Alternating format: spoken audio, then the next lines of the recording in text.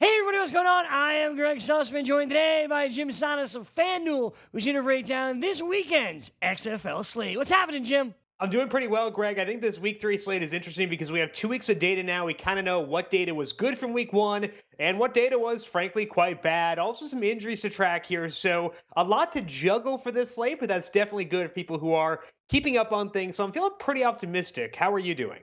Doing well, Jim. I'm excited to continue to learn more about the XFL and figure out who is good and figure out who is not so good. Well, what I can tell you for sure, PJ Walker's awesome. $23. I didn't know much about this guy until the XFL started. I know a lot now, and I feel good about it. Yeah, you definitely should too, because looking at the XFL the first couple of weeks, PJ Walker has been awesome. I think there is some regression in store because the stat I look at most is adjusted yards per attempt. And that can be pretty fluky because if you have a super high touchdown rate, that will inflate things. And PJ Walker's touchdown rate is superb. But when you're watching PJ Walker play, it looks really good. And you can kind of see why that number would be solid. So even when we bake in some regression for PJ Walker, I'm still expecting a good quarterback, and that's more than most of the quarterbacks on this Saturday only slate can say. So I think that PJ Walker is kind of in a tier of his own among the quarterbacks on Saturday. 7.7 adjusted yards per attempt for PJ Walker so far. He has gone deep 30% of the time. I definitely do love that. And he's going up against Tampa Bay, and Tampa Bay is a bottom half defense, even though they have faced Seattle and New York in their first 2 games. Neither is very impressive offensively. Houston is. It's going to be a tough test here for Tampa Bay. And the good thing about Houston is that if they do get ahead, it doesn't matter. They can still chuck that football because the clock runs in the XFL, even on an incompleted pass outside of the final 2 minutes. So even when you are ahead, you can keep chucking that rock. And Houston has done that with regularity. That is good for PJ Walker and everyone tied to this team. I have some concerns around the wide receivers here because they are a bit banged up, and that does lower PJ Walker a bit. But with the alternatives on this slate, I think it's really hard to get off of him. So PJ Walker, to me, definitively a talented quarterback and definitively the number one quarterback for this Saturday only slate. Like you said, there are some question marks when it comes to the wide receivers and PJ Walker's ability to get it to them. But with Houston, they're going to keep throwing win or lose, and that's what you want in DFS. PJ Walker, a no-brainer at $23.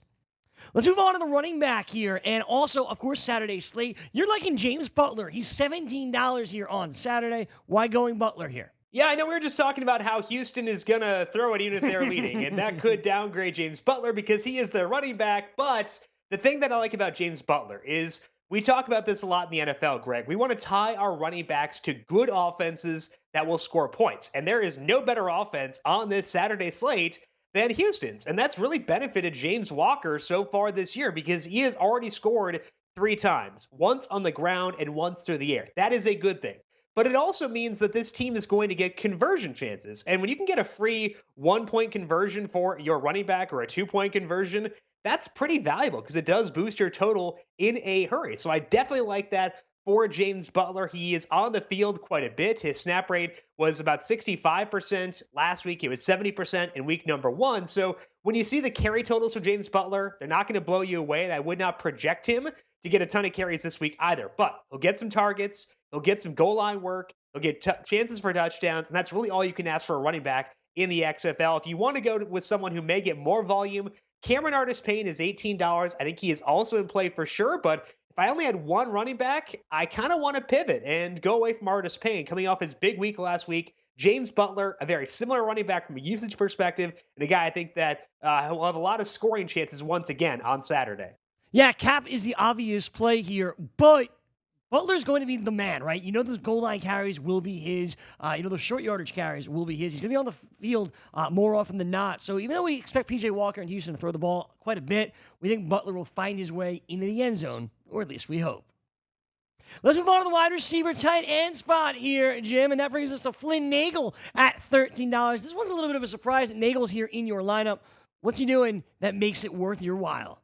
I just want to get access to a team that's not Houston, but actually has a decent passing offense. And Flynn Nagel fits that pretty well because he is with Hal Mummy. And anytime you can get access to Hal Mummy, it's going to go well. Last week they were a little bit run heavy, but it was just because things are working well with the ground game. But the identity of this offense is airing it out with that air raid and Hal Mummy, and we get access to it for Flynn Nagel at just $13. Flynn Nagel didn't get a lot of targets week number 2. He had just 3 targets there, but he led all Dallas wide receivers in snap rate. I love that. He also returned punts, and that's valuable to me, not because I think he'll get a touchdown, but because it signals to me that this team wants the ball in his hands. That is definitely a valuable thing to have. We saw Deebo Samuel down the stretch for San Francisco. It means they value this guy. We should value him as well. Nagel had 6 targets back in week number 1.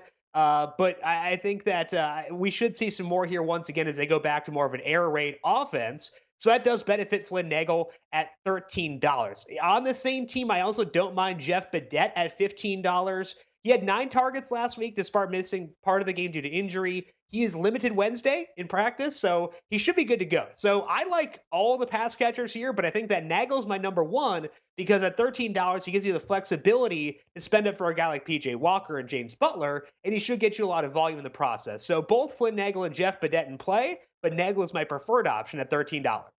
You need the cash to spend up on PJ Walker. That's the no-brainer on the Saturday slate, and a guy you have to get in there. How do we do it? A guy like Flynn Nagel gets the job done. Just $13 just opens up more value for you. So Nagel, the guy that has to be in there.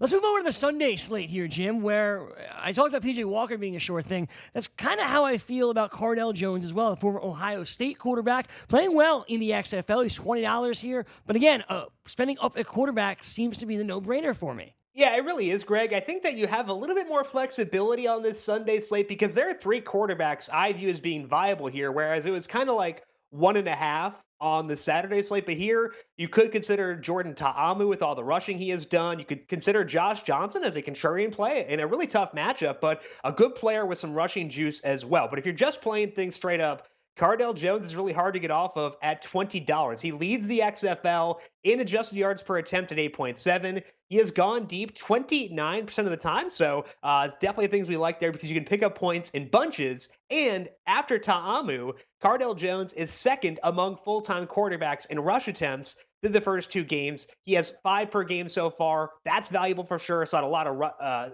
the potential for some rushing yardage as well. So on Saturday or on Sunday, I think you have flexibility. You could go to Amu. I like him. I do like Josh Johnson if you are willing to risk it a bit in tournaments, but the most process-oriented play for me is Cardale Jones. $20, that's not a whole lot to spend, and there's a lot of value on this slate too. So Cardale Jones, the best quality quarterback, but also I think in a vacuum, the best fantasy quarterback for this slate as well. Quality works out. Value, that checks the box too. Cardale Jones, a solid addition to our lineups here for the Sunday slate. At just $20, Cardale Jones belongs in there. Now it's funny because we get to the running back spot, and I believe over the last 2 weeks, it's been Jarrell Presley that's been in your lineup here. But he didn't start last week. That was Darnell Pumphrey. And, well, look at that. Darnell Pumphrey is in our lineups here on FanDuel on the Sunday slate. He's priced at $13. We saw these guys split reps. You counted on Pumphrey? I think we'll just leave it. We'll make things easy for the graphics department over there and just put in whoever's playing running back for DC for next week as well, because they tend to be pretty cheap and they get targets. So this week it's Donnell Pumphrey just because last week he did outsnap Jarrell Presley. So I will happily change my allegiances over and go to Donnell Pumphrey at $13 this week. He had 12 carries and 5 targets last week. That is awesome usage for a running back in the XFL. And he had 3 targets back in week 1. So it wasn't like some fluke where Pumphrey came out of nowhere. He got work in both weeks, just happening more in week number 2. And I would expect that those targets to still be there for Donnell Pumphrey because that is the reason he was a mid-round pick in the NFL, was because he was projected to be a Darren Sproles type guy. And we saw him kind of look pretty good in this game last week as well. So Pumphrey getting rushing volume, getting targets, tied to a great quarterback on a very good team. He checks all the boxes at running back. One guy to keep an eye on here at running back for the Sunday slate is Matt Jones. He did not practice on Wednesday, but St. Louis loves to run the football. So if Matt Jones can go, I'd go with him at $16. I also like Christian Michael at $13 if Jones cannot go, but no injury concerns with Donnell Pumphrey. Should get passing down work. Those are 2 really valuable things. So as of right now on Thursday, I think Donnell Pumphrey is my top guy. Saves you a little bit of salary too on the Sunday only slate. Pumphrey starting for DC, and that's good enough for us. Next week, we're not sure whether that'll be the case, but here on FanDuel on Sunday, we're going to put Pumphrey in there at $13. It's a tongue twister there, but we'll win money, so it'll be worth it. So now Pumphrey, our guy at the running back spot on Sunday. Finally, let's move on to the wide receiver, where Mikhail McKay is the choice for this week.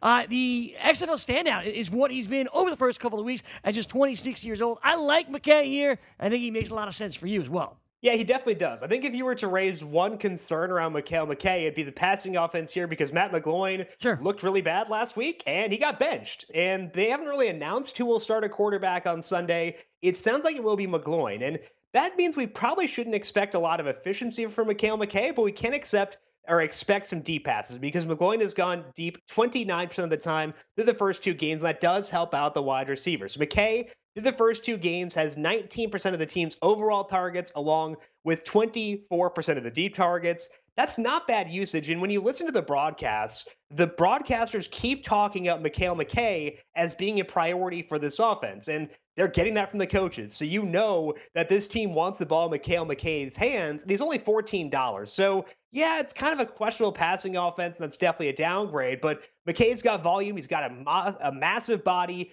and he'll get some deep volume. I like all those things for sure.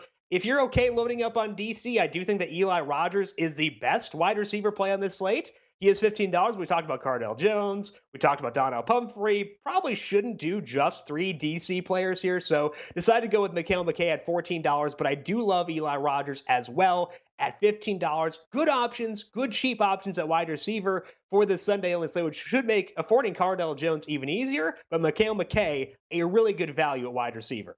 There's definitely question marks for the New York Guardians of who's going to play quarterback, but I think Mikhail McKay is going to be a big part of the offense, no matter who it is. Matt McGloin's back there. He's going to be able to find McKay all over the field. I have confidence in him. I think it makes sense. As you said, Eli Rogers could be an option for you if you want to fill the lineup with DC defenders. But for me, I'll go with the Guardians. I'll go with McKay. Like I said to you before, I like him there, and I think it makes sense. All right, that's going to do it for us here on the FanDuel Hurry Up. Jim, it's been a blast. Let's do it again next week. Absolutely, Greg. Looking forward to it. Should be another fun week of some XFL. Hopefully things go well. Hopefully we don't have another Joe Horn flop like last week. So we'll see how things go and hopefully come back talking to you with some fatter bankrolls next week. What's that, Joe? It's not going to be a flop this week? Fantastic. See? Nothing to worry about, Jim. For Jim Sonis, I am Gregg Sussman. Have a great night. Enjoy the games this weekend. And we'll see you back here tomorrow for another edition of the FanDuel Hurry Up.